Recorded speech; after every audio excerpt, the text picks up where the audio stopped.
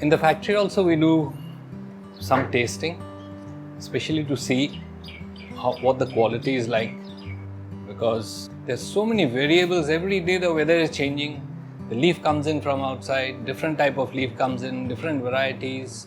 What happens, what goes through in manufacture, we try and do a basic tasting here and see if there's anything gone wrong in manufacture, and if we need to correct it, we correct it. We look at the leaf first. The first thing that we see is, does it have a shine, which we call the bloom?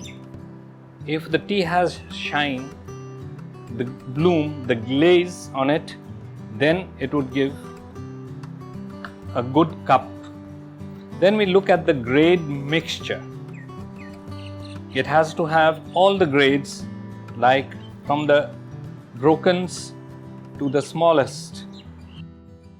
Why do we require to grade? Because of the different markets that require that type of tea. Like a broken grade is more in demand in the north. In south, people drink coffee, therefore the dust grades are more in demand in south. We see how clean is it. It has to be naturally clean when we are cutting it through the CTC. We look at the density, how heavy is it? A heavy tea is generally good. Next, we look at the infusion. This is called the infusion. The infusion has to be nice and bright. So, the brighter the infusion, 9 out of 10 times, the brighter will be the cup. CTC we taste with milk. We put 1 spoonful of milk, 5 ml, and taste with milk. And when we taste the tea, we need to slurp the tea in, because we need to take the oxygen along with our tea into the mouth, and that oxygen and carbon dioxide, it reacts with the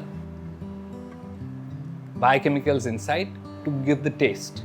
So we need to roll the tea in the mouth to let the tea touch all our taste buds, so that we know all the characters come out, including the aroma. So what we do is we slurp the tea in like this and then roll it and keep taking the oxygen in between.